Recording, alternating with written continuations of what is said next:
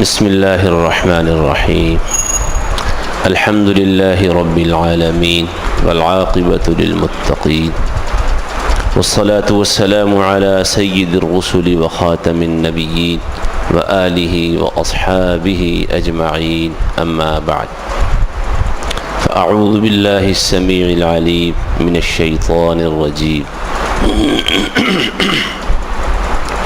بسم الله الرحمن الرحيم. إنا أنزلناه في ليلة القدر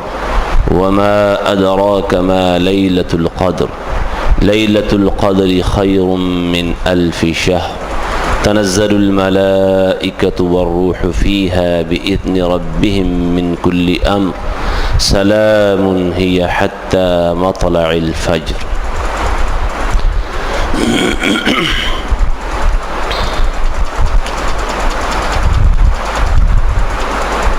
رمضان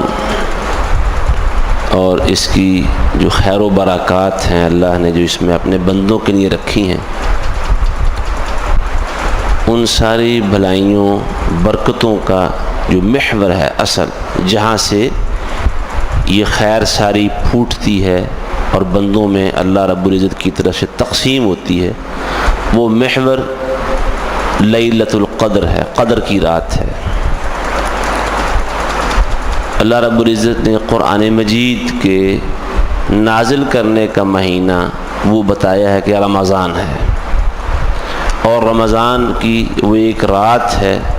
جس میں رسول اللہ صلی اللہ علیہ وسلم پر قرآن مجید کا نزول شروع ہوا تھا۔ اس رات کو اللہ رب العزت نے لیلۃ القدر قرار دیا ہے۔ لیلۃ القدر کے ایک معنی تو یہ ہے کہ وہ مرتبے والی، شان والی، عزت والی رات ہے۔ قدر کے ایک معنی عزت اور شان کے بھی ہوتے ہیں، اور قرآن مجید ہی کے مطابق ایک اس کے معنی وہ رات ہے جس میں اللہ رب العزت سارے فیصلے کرتا ہے، تقدیروں والی رات ہے۔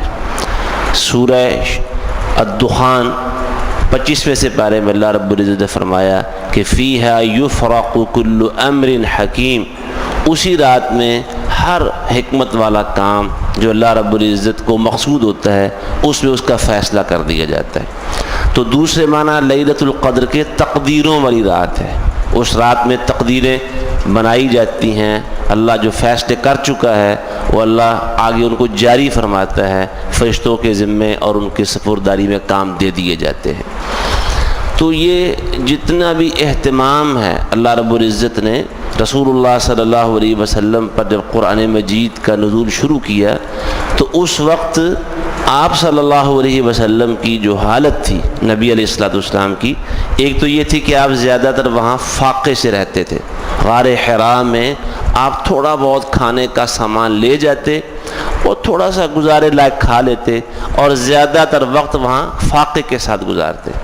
ایک تو آپ کی حالت فاقے والی تھی،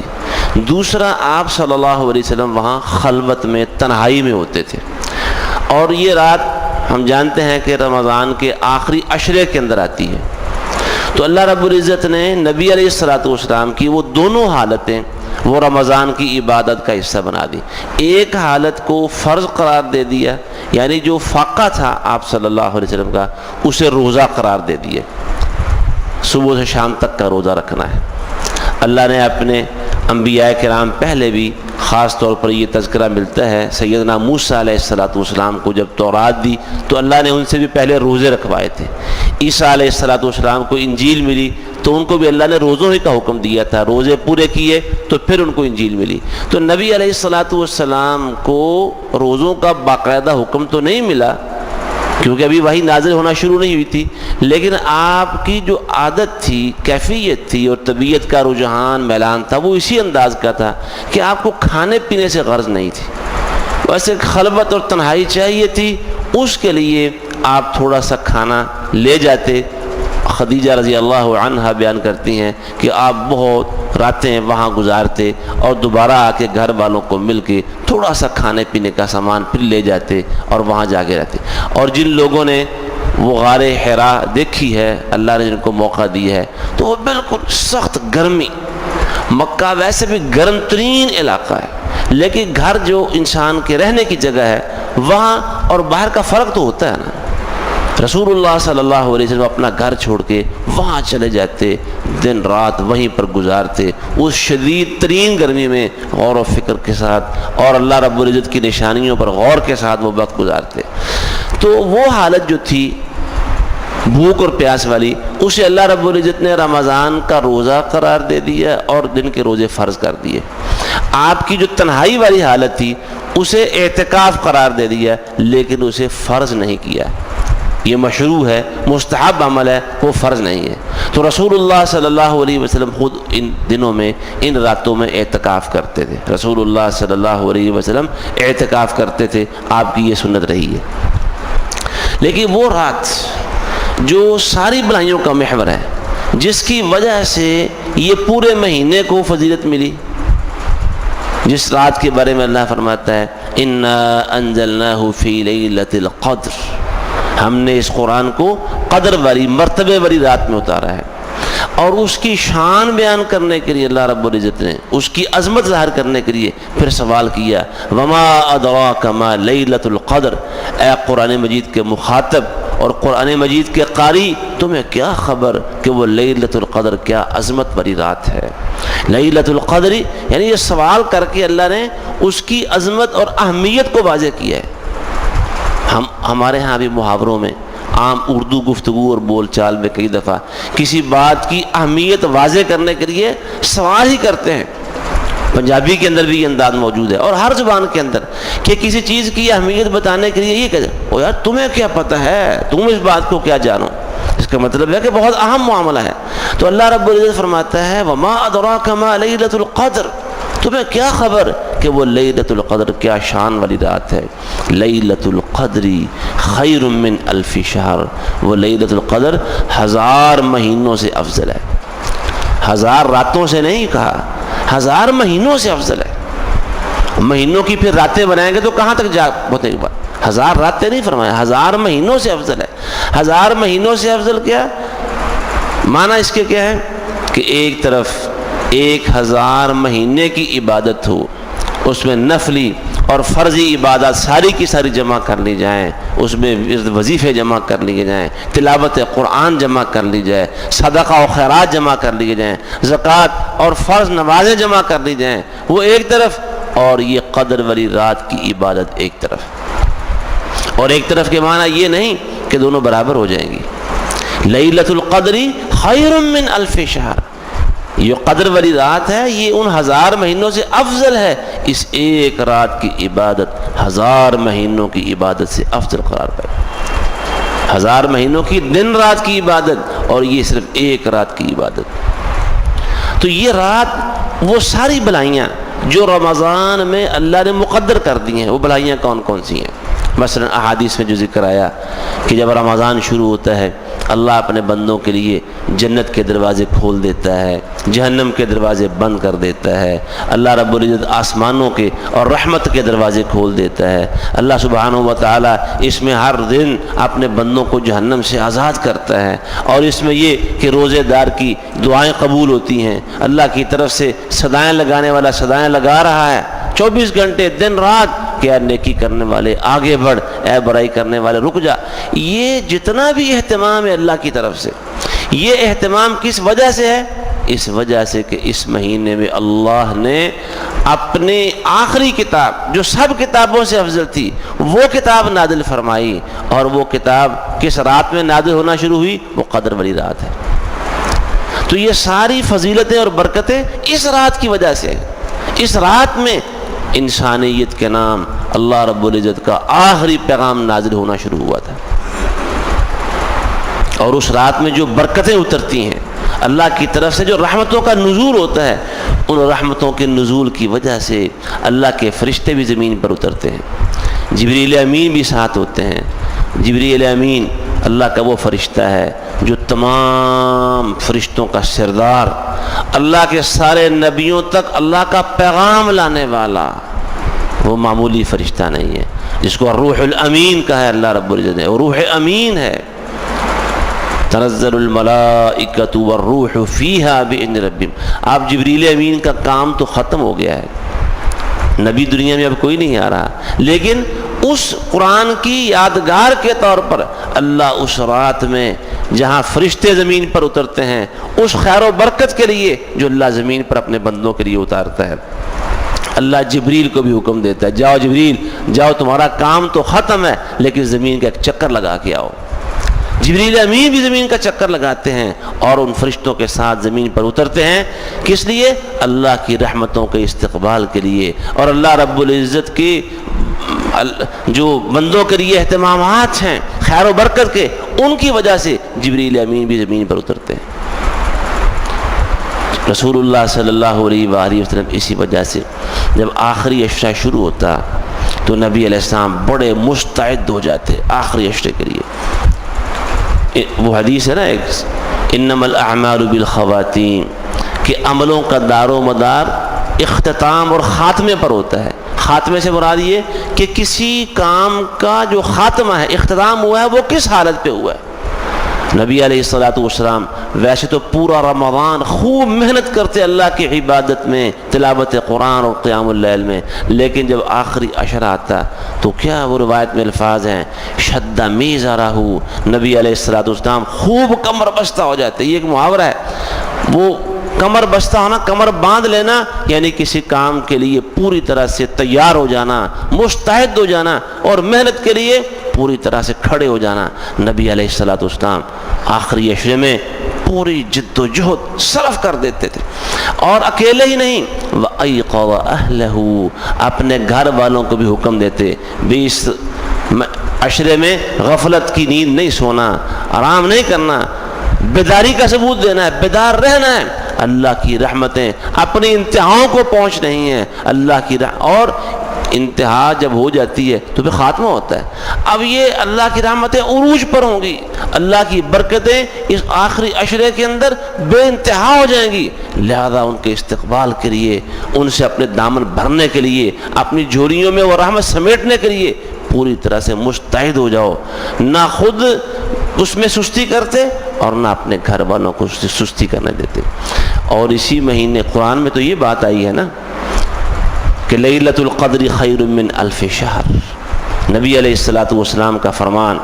صحیح بخاری میں حدیث ہے، آپ نے ارشاد فرمایا، من قام لیلۃ القدر ایمانا واحتسابا غفر له ما تقدم من ذنبه، جس نے قدر کی رات کا قیام کر لیا، جس کو نصیب ہو گیا ایمان کے ساتھ اور اللہ سے اجر و ثواب کی امید سے، اس کی زندگی کے پچھلے تو سارے گناہ معاف ہو گئے۔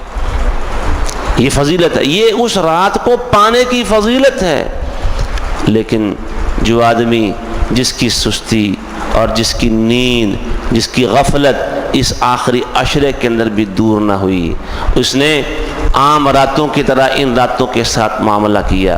عام دنوں کی طرح یہ دن گزار لیے، اور اس کو یہ احساس نہیں کہ کتنی بڑی خیر ہے، کتنی بڑی بھلائی ہے، اور دنیا بھر کی تمام بھلائیوں کا جو محور اور مرکز ہے، جو پوائنٹ ہے اصل میں بنیادی سینٹر پوائنٹ، وہ آ کے جانے کو تیار ہے، اور وہ روٹین کی زندگی گزار رہا ہے، معمول کے ساتھ اپنے دن بھر کے کام کاج اسی طریقے سے، رات آتی ہے افطاری کی، نماز پڑھی اور اپنے معمول کے ساتھ بستر پکڑ لیا، آرام سے سو گئے، صبح پھر سحری کے لیے اٹھے اور کھانا کھایا۔ جس نے اسی انداز سے یہ عشرہ اور یہ راتیں گزار دیں اور لیلۃ القدر کے لیے اس کا اہتمام نہ رہا اور وہ گزر گئی، چلی گئی، نبی علیہ السلام نے فرمایا جو اس رات سے محروم رہا اصل میں وہی سب سے بڑا محروم ہے، اس سے بڑی محرومی کوئی نہیں، کیونکہ یہ رات اگر آج گزر گئی،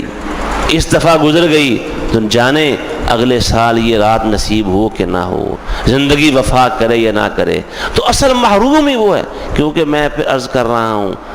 احادیث اور قرآن کے مطالعے کی روشنی میں یہی بات سمجھ میں آ رہی ہے کہ یہ جتنے اللہ کی طرف سے بندوں کی بلائی کے پروگرام چل رہے ہیں اس مہینے میں،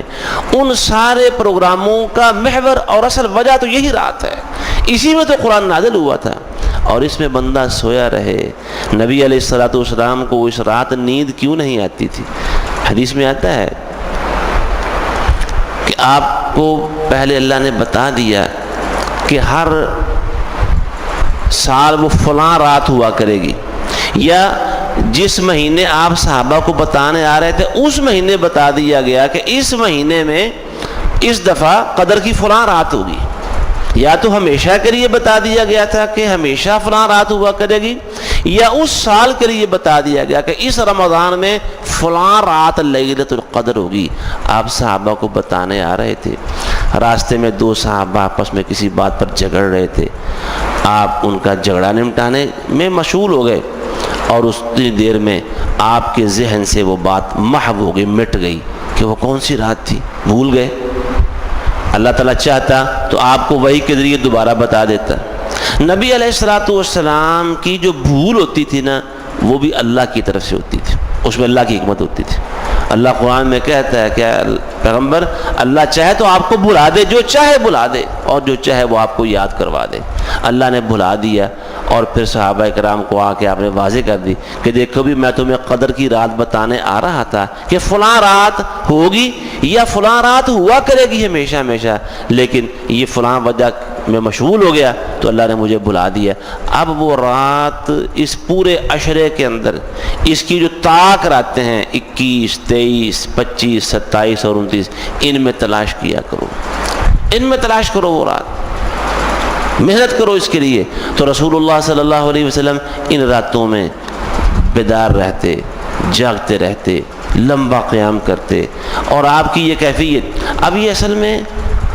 اللہ رب العزت کے ساتھ محبت کی جو کیفیات ہیں، رسول اللہ صلی اللہ علیہ وسلم کی سیرت اور سنت سے جو باتیں ہمیں معلوم ہوتی ہیں، وہ اس پر غور کریں۔ آپ لوگ تھک تو نہیں رہے؟ بات شاید کچھ چند منٹ لمبی ہو جائے، لیکن سمجھنے کی بات ہے۔ ہمارے دروس کا جو یہ سلسلہ ہے، اللہ تعالیٰ قبول فرما لے، آج وہ آخری درس ہے اس حوالے سے۔ اس کے بعد ضرورت کے مطابق کچھ باتیں ہوتی رہیں گی، لیکن تسلسل جو ہمارا تھا اس کی آج کا درس آخری کڑی ہے، اس لیے اگر کچھ باتیں ٹائم میں زیادہ ہو جائے تو آپ محسوس نہ کیجیے گا۔ عائشہ رضی اللہ عنہا سے پوچھا گیا کہ نبی علیہ الصلوۃ والسلام کا جو قیام اللیل تھا اس کے معمولات کیا کیا تھے؟ انہوں نے جو معمولات بتایا اس میں ایک معمول یہ تھا کہ کبھی کبھار ایسے ہوتا کہ نبی علیہ الصلوۃ والسلام عشاء کی نماز پڑھ کے آرام کرتے، تھوڑی دیر کے بعد اٹھتے اور اٹھ کے 2 رکعات پڑھتے، پھر لیٹ جاتے، آرام کرتے، کچھ ٹائم گزرنے کے بعد اٹھتے، پھر 2 رکعت ادا کرتے۔ اور آپ کا جو معمول تھا قیام اللیل کا، عائشہ رضی اللہ عنہا سے مروی احادیث میں یہ کہ آپ رمضان اور غیر رمضان میں 11 رکعات پڑھا کرتے تھے، یہ آپ کا معمول تھا۔ اب وہ جو 11 رکعات ہیں، کبھی کبھار آپ انہیں پوری رات پہ تقسیم کر دیتے، تھوڑا آرام کیا 2 رکعتیں پڑھ لی، پھر تھوڑا آرام کیا، پھر 2 رکعت پڑھ لی، پھر آرام کیا اور 2 رکعت، اس طرح آرام اور ان رکعات کو رات میں تقسیم کر دیتے۔ اصل میں اس سے معلوم ہوتا ہے کہ نبی علیہ الصلوۃ والسلام کو اللہ رب العزت کی محبت کس قدر بے چین اور بے قرار رکھتی تھی۔ راتوں کو تسلسل کے ساتھ آپ آرام سے نیند بھی نہیں کر پاتے تھے، اور حقیقت میں محبت کا معاملہ ایسے ہی ہے۔ اگر کسی کو دنیا کی مٹ جانے والی اور پامال محبت دل میں گھر کر جائے تو وہ بھی اس کو سونے نہیں دیتی، محبوب کا خیال بیدار رکھتا ہے، چین سے نیند نہیں آتی جب تک وہ اپنے محبوب کو مل نہیں لیتا، دیکھ نہیں لیتا، اس کے گھر کا چکر نہیں لگا لیتا، اس کی کوئی بات سن دیکھ نہیں لیتا، اس کو رات کو نیند نہیں پڑتی۔ رسول اللہ صلی اللہ علیہ وآلہ وسلم نے اللہ کو اپنا محبوب بنایا تھا، اور اللہ رب العزت نے محمد الرسول اللہ صلی اللہ علیہ وسلم کو اپنا خلیل اور اپنا محبوب بنایا تھا۔ یہ وہ محبت کا رشتہ تھا، اللہ کے ساتھ ابدیت کا وہ تعلق تھا جو آپ صلی اللہ علیہ وسلم کو اس طرح سے نیند نہیں لینے دیتا تھا جس طرح ہم غفلت سے سو جاتے ہیں۔ تو یہ کیا کہ آپ ذرا غور کریں، ہم میں سے ہر شخص کی کیفیت یہ ہے، میرے سمیت غالباً زیادہ تر لوگوں کی یہی ہے، رات کو کسی وجہ سے معمول سے ہٹ کر 2-3 مرتبہ اگر جاگنا پڑے، پہلے سوئے ہیں تو کوئی فون آ گیا وہ اٹینڈ کیا، پھر سوئے دروازہ بجا باہر سے کوئی ملنے والا کوئی ضرورت مند آ گیا، پھر سوئے ادھر سے کوئی بچہ رات کو رونے لگ گیا، اس کے پیٹ میں درد ہے، اس کو اٹھ کے کوئی دوائی دارو کیا اس کا، پھر سو گئے۔ اگر 3-4 مرتبہ معمول سے ہٹ کر رات کو اٹھنا پڑے تو نتیجہ کیا ہوگا؟ صبح اٹھیں گے تو سر میں درد ہے، سر چکرا رہا ہے، آرام نہیں ہو سکا جی، رات کو 3-4 دفعہ معمول سے ہٹ کر اٹھنا پڑا، یہی کیفیت ہوتی ہے نا۔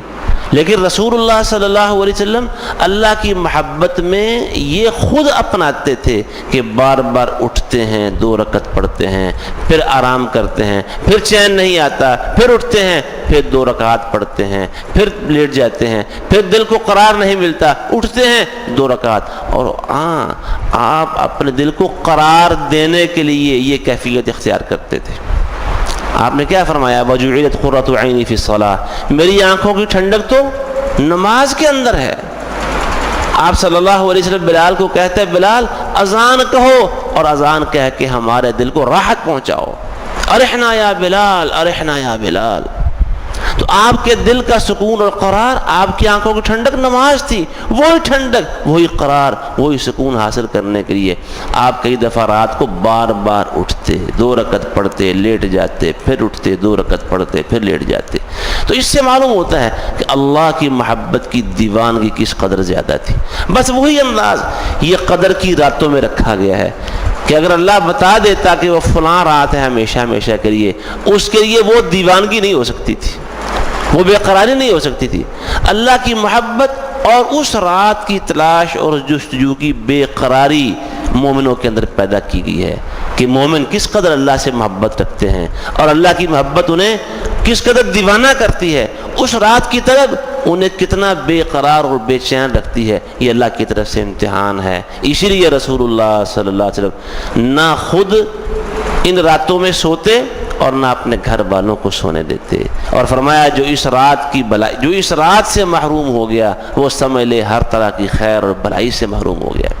یہ ساری گفتگو کا مقصد کیا ہے کہ میں اور آپ بیداری کا ثبوت دیں۔ اس رات کو پانے کے لیے اگر ہمیں اپنے دن بھر کے معمولات کو بدلنا پڑتا ہے، اس میں سے کچھ قربان کرنا پڑتا ہے، اس میں سے کچھ نفع اور فائدے چھوڑنا پڑتے ہیں، ہم چھوڑ دیں، اس رات کو اپنی توجہات کا مرکز بنا لیں، ہدف بنا لیں۔ جس طرح وہ کاروبار کے سیزن آتے ہیں، اب عید قریب ہے، کئی لوگ عید کی وجہ سے، یہ سیزن ہے جی، مختلف قسم کے کاروبار، یہ کپڑے عورتیں خریدتی ہیں، بچوں کی ضروریات، گھر کی عید کی ضروریات، یہ فلاں کام کا سیزن ہے، اب فلاں چیز کا سیزن ہے، اور وہ سیزن لگانے والا سمجھتا ہے کہ اگر یہ چند دن، یہ سیزن اگر میں نے محنت نہ کی، دکان پر ٹائم زیادہ نہ دیا، مال اپنے پاس سٹاک نہ کیا، گاہک واپس چلے جاتے رہے تو یہ بڑا نقصان ہے۔ یہی تو 3 مہینے ہیں کام کرنے کے، یہی تو سیزن ہے ہمارے کام کا، پھر سارا سال تو آرام ہی کرنا ہے نا۔ جس طرح دنیا کے کاروبار اور دھندے میں ہر شخص کو پتہ ہے اور اس کی سمجھ عقل کام کرتی ہے کہ اگر یہ سیزن گزر گیا آرام سے سو کر تو پھر باقی سارا سال کیا کریں گے، ہاتھ پہ ہاتھ رکھے بیٹھے رہیں گے، دکان پر مکھیاں ہی مارتے رہیں گے، لہذا محنت کرنی ہے۔ اس سے کہیں بڑھ کر مجھے اور آپ کو یہ خیال ہونا چاہیے کہ اگر یہ عشرہ گزر گیا، اگر یہ عشرہ گزر گیا اور اس میں ہم نے اس رات کے حصول کے لیے محنت نہ کی اور پلان نہ کیا، اپنے معمولات کو ترتیب نہ دیا، کس لیے ترتیب دینا ہے؟ کہ وہ بھلائی مل جائے، جس سے بڑھ کر اس کائنات میں بھلائی کوئی نہیں ہے، وہ ہمیں خیر مل جائے، جس خیر سے بڑھ کر اس کائنات میں خیر کوئی نہیں۔ تو یہ دنیا کی چیزیں یہ تو مل ہی جائیں گی، اس سے کہیں بڑھ کر مل جائیں گی، اور اگر نہ بھی ملی یہ دنیا کے نفع، یہ کاروبار، یہ دھندا، اس کے فوائد اگر ہمیں اب نہ مل سکے تو اگلی زندگی میں مل جائیں گے، اگلے سالوں اور مہینوں کے اندر مل ہی جائیں گے، اور اگر نہ بھی ملے تو جب انسان کی آنکھ اللہ کے پاس جا کے اگلے جہان کے اندر کھلے گی اور اس رات کا نفع اس کے پردے کے اندر موجود ہوگا تو پھر یہ ساری کمیاں پوری ہو جائیں گی۔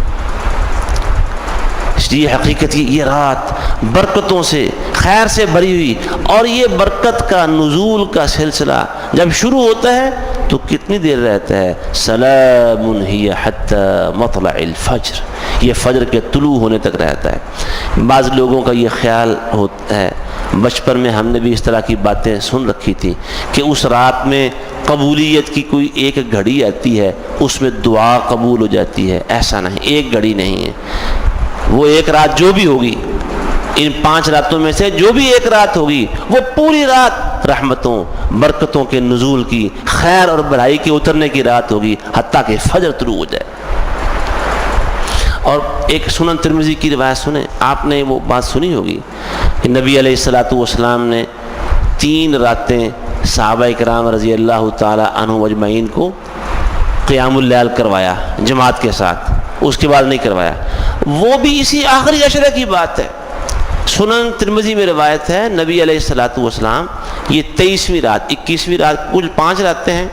23ویں رات آپ نے اپنے اعتکاف سے نکل کے مسجد کے اندر قیام شروع کیا۔ چند صحابہ نے موقع کو غنیمت جانا کہ اللہ کے نبی علیہ السلام مسجد میں آ کر اعتکاف کر رہے ہیں، وہ آ کے مسجد میں آ کے قیام اللیل کر رہے ہیں، اعتکاف سے نکل کر وہ آ گئے اور آپ کے پیچھے کھڑے ہو گئے،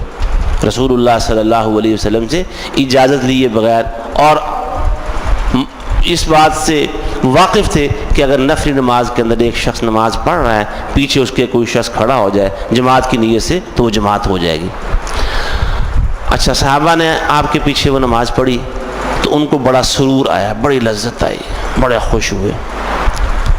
آگے 24ویں رات آ گئی، جب 25ویں رات آئی انہوں نے کچھ اور لوگوں کو بھی اطلاع کر دی تھی کہ یار ہم نے اس دن اللہ کے نبی علیہ السلام کے پیچھے قیام کیا ہے، تو کیا لطف تھا اس قیام کا، ہم وہ لطف کہیں اور ہمیں ملتا ہی نہیں۔ وہ لوگ بھی ان کے ساتھ شامل ہو گئے۔ 25ویں رات پھر قیام ہوا، نبی علیہ السلام نے مسجد میں نماز پڑھی تو وہ صحابہ آپ کے پیچھے کھڑے ہو گئے، آپ کی اقتداء میں نماز پڑھتے رہے حتیٰ کہ وہ رات بھی گزر گئی ساری کی ساری۔ پھر اس کے بعد 26ویں رات گزری، 27ویں آ گئی، تو ان لوگوں نے اور لوگوں کو بتایا، تو کافی سارے صحابہ کرام جمع ہو گئے اس انتظار میں کہ رسول اللہ صلی اللہ علیہ وسلم مسجد کے اندر نماز پڑھیں گے، ہم آپ کے پیچھے۔ چنانچہ ایسے ہی ہوا، تیسری رات یعنی 27ویں رات بھی نبی علیہ السلام مسجد میں قیام کرتے رہے، رات ساری گزر گئی، صحابہ آپ کے پیچھے صبح تک قیام کرتے رہے۔ اب صحابہ کو نبی علیہ السلام کی امامت میں وہ قیام اللیل کرتے ہوئے، جس کو ہم نماز تراویح کہہ لیں، نماز تہجد کہہ لیں، قیام اللیل کہہ لیں، صلاۃ اللیل کہہ لیں، یہ مختلف الفاظ ہیں، وہ پڑھا تو بڑا لطف آیا، کیا بات ہے، یہ اللہ کے نبی علیہ السلام کے پیچھے۔ اور حقیقت یہی ہے کہ قیام اللیل رات کی وہ نماز جس ڈھب سے، جس رنگ اور ڈھنگ سے، جس طرح کھب کر نبی علیہ السلام وہ عبادت کرتے تھے، وہ آپ خود ہی اپنی مثال ہیں، کوئی اس طرح کر نہیں سکتا۔ جس قدر اللہ کی آیتیں عذاب بری آتی آپ روتے اور اللہ رب العزت کے ہاں عذاب سے بچنے کی درخواستیں کرتے، اور جیسے جیسے رحمت کی، بخشش کی اور جنت کی آیتیں آتی آپ اللہ رب العزت سے اس کا سوال کرتے تھے رک کر، اور روتے تھے، آیات پر غور کر کر کے روتے تھے، سینے سے رو رو کر ہچکیوں کی آواز آتی تھی۔ تیسری رات ہوگی 27ویں، صحابہ نے بڑا لطف لیا اس رات کا۔ اس کے بعد یہ خبر تو بس سمجھ لیں کہ پورے مدینے کے اندر پھیل گئی، لہذا 29ویں رات جو آخری رات تھی، جن راتوں کے بارے میں نبی علیہ السلام کا اپنا معمول یہ تھا، خود جاگتے گھر والوں کو جگائے رکھتے، محنت کرتے، ساری رات اللہ کی عبادت میں گزار دیتے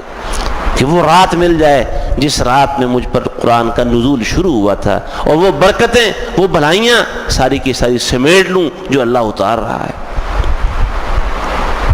29ویں رات آئی تو جناب مسجد بھری ہوئی ہے، کھچا کھچ، صحابہ کرام انتظار میں ہیں کہ آج اللہ کے نبی کے پیچھے قیام کریں گے، اور یہ آج کی رات اس رمضان کی آخری رات ہے، دوبارہ اس رمضان میں موقع نہیں ملے گا۔ جمع ہے، نبی علیہ السلام باہر نہیں نکلے، آپ نے حدیث سنی ہے، آپ آئے نہیں بھائی، صحابہ انتظار کرتے رہے، صبح کے قریب سحری کے وقت آپ باہر نکلے۔ آپ نے اس وقت کہا بھی میں اس لیے نہیں آج باہر نکلا کہ تمہارا یہ شوق ذوق کہ سارا مدینہ جمع ہو گیا ہے مسجد کے اندر، تو کہیں اللہ یہ قیام اللیل اور اس کی جماعت فرض نہ کر دے۔ اگر یہ فرض ہو گئی تو پھر تم سے، اب تو شوق نفل ہے نا، شوق سے آ رہے ہو، فرض کر دی گئی یہ نماز اور اس کی جماعت تو پھر تم سے یہ ادا نہیں ہو سکے گی، میں اس لیے آج باہر نہیں نکلا، اندر ہی کر لیے۔ تو رسول اللہ صلی اللہ علیہ وسلم کا یہ اہتمام، اور صحابہ آپ کے پیچھے جو نماز پڑھ رہے ہیں کس لیے کر رہے تھے؟ وہ رات مل جائے، وہ بھلائی مل جائے جس کے لیے اللہ رب العزت نے اس رات کا انتخاب کیا تھا۔ تو عزیزان محترم، ہم بھی بیدار ہو جائیں، غفلت کی نیند کو چھوڑیں، غفلت کی چادریں جو اوڑھ رکھی ہیں ہم نے، ہم ان کو اتار پھینکیں اللہ رب العزت سے وہ بھلائی پانے کے لیے۔ اور دیکھیں، اگر عائشہ رضی اللہ تعالیٰ عنہ والی حدیث پر غور کریں جس میں انہوں نے کہا اللہ کے نبی صلی اللہ علیہ وسلم اگر وہ رات میں پا لوں تو میں کیا کہوں، اگر وہ رات مجھے مل جائے تو میں کیا کہوں، کیا دعا کروں، اللہ سے کیا مانگوں، کیونکہ وہ تو قبولیتوں والی رات ہوگی نا، تو اللہ سے کیا مانگوں کہ وہ قبول ہو جائے اور میری دنیا اور آخرت سنور جائے۔ آپ نے فرمایا تم کہنا، یہ دعا کرنا، اللہم انک عفو کریم تحب العفو فاعف عنی، اے اللہ یہ حقیقت ہے کہ تو بے حد معاف کرنے والا اور بڑا ہی سخی ہے۔ کریم اللہ تعالیٰ کا جو نام ہے، صفت ہے کریم، اس کی وضاحت ایک درس میں پہلے ہو چکی ہے۔ کریم وہ ہوتا ہے جو غلطیوں اور گناہوں کو جان کر، معلوم کر کے کہ اس میں یہ غلطی ہے، یہ کوتاہی ہے، اس کے باوجود اس کو نظر انداز کر دے، معاف کر دے اور اس پر گرفتی نہ کرے، پوچھے ہی نہ۔ کریم وہ ہے، ایک تو معافی یہ ہے نا، پہلے پوچھ لیا جائے، ہاں بھی یہ کیا تم نے، کیوں کیا ہے، ایسا کیوں کیا ہے، جناب غلطی ہو گئی ہے، اچھا چلو ٹھیک ہے جب معاف کرو۔ نہیں، کریم وہ ہوتا ہے وہ یہ بھی نہ پوچھے کہ تم نے یہ کیوں کیا ہے، ویسے ہی معاف کر دے۔ اللہ وہ کریم ہے جس کو ہماری غلطیوں کا پتہ ہے اور ہمارے معافی کی درخواست کیے بغیر ہی وہ معاف کر دیتا ہے۔ یا اللہ تو کریم ہے، معافی مانگے بغیر معاف کرنے والا ہے، نظر انداز کرنے والا ہے، درگزر فرمانے والا ہے۔ تحب العفو فاعف عنی، تو معافی کو پسند کرتا ہے، لہذا مجھے معاف کر دے۔ اس حدیث سے جو بات معلوم ہوتی ہے کہ اگر مومن آدمی غور کرے نا، کیونکہ ان 5 میں سے ایک ہی رات ہوگی نا، تو وہ کہتے ہیں اگر وہ رات میں پا لوں، اس کا مطلب ہے کہ مومن کو احساس ہو جاتا ہے، محنت کرنے والے کو، کہ ان 5 میں سے آج وہ رات لگ رہی ہے قبولیت والی، کیونکہ 5 راتیں تو ہوتی نہیں ہیں، یہ 5 کی 5 راتیں نہیں ہیں، ایک ہی رات ہے، اور جو ایک مل جائے دل کہنے لگ جائے، گواہی دے دے ہاں آج وہ رات ہے۔ اور بہت سارے اہل علم سے اس بارے میں جو گفتگو ہوئی اور کتابوں کے اندر جو پڑھنے میں چیز آئی کہ جو تلاش کرنے والے لوگ ہوتے ہیں، جن کی ٹک ٹکی لگی ہوتی ہے، جو اس تلاش کے اندر دیوانے ہوئے ہوتے ہیں اور رات کو نیند نہیں پڑتی، نیند آنکھوں میں آتی ہی نہیں ہے، غفلت کی چادریں اتار پھینکی ہوتی ہیں، اللہ رب العزت نے ان کو بیداری دی ہوتی ہے، ان کو پتہ چل جاتا ہے کہ آج وہ رات ہے۔ ظاہر ہے وحی تو آتی نہیں ہے، وحی تو نہیں نہ آنی کہ آج فلاں رات ہو گئی ہے، وہ ایک مومن کا شعور، وجدان، دل کا احساس بتاتا ہے کہ آج کی وہ رات ہے۔ تو جب وہ معلوم ہو جائے کہ یہ رات ہے تو پھر اللہ سے مانگنا کیا ہے، وہ مانگنا ہے جو سب سے بڑھ کر ہے کہ یا اللہ مجھے معاف کر دے۔ اور حقیقت یہ ہے اگر اللہ نے معاف کر دیا، غلطیوں پر عفو کا، معافی کا قلم پھیر دیا، تو سمجھ لیں کہ رمضان آنے کا مقصد پورا ہو گیا۔ پھر واقعی رمضان مبارک ہے، مبارک دی جانی چاہیے، یہ آپ کو مبارک ہو، آپ کو مبارک ہو، آپ کو مبارک ہو۔ اور اگر یہ معافی نہ مل سکی تو پھر کس قدر بڑی محرومی اور کس قدر بد نصیبی ہے۔ تو اللہ رب العزت ہمیں ان راتوں کے لیے محنت کرنے والا بنائے، ہمیں توفیق عطا فرمائے کہ ہم اپنے جو معاملات زندگی ہیں، معمولات زندگی ہیں، ان کو اس طریقے سے ان دنوں میں گزاریں کہ رات جاگنے کا اہتمام ہو سکے، خود بھی جاگیں، گھر والوں کو بھی جگائیں، اہتمام کروائیں، ان کو اس رات کا شوق دلائیں، بچوں کے اوپر محنت کریں۔ بچے اگر جاگیں تو وہ بھی کوئی ذکر اللہ، کوئی اللہ کی تسبیحات اور اس طرح کے قرآن کی تلاوت، کوئی رکوع، کوئی سپارہ تھوڑا بہت پڑھیں اور وہ کریں تو وہ بھی اللہ سے دعائیں کر رہے ہوں، ان کے بھی چھوٹے چھوٹے ننھے ہاتھ اللہ کے سامنے پھیلے ہوئے ہوں، ان کی بھی وہ معصوم پیشانیاں اللہ کے آگے جھک رہی ہوں، ان کی نظریں بھی قرآن کی ورق گردانی کے اندر وہ گھوم رہی ہوں۔ تو اللہ ہمیں توفیق عطا فرمائے، اللہ اس کے لیے ہمیں بیداری عطا فرمائے۔ اقول قولی هذا واستغفر الله لي ولكم ولسائر المسلمين وآخر دعوانا ان الحمد لله رب العالمين۔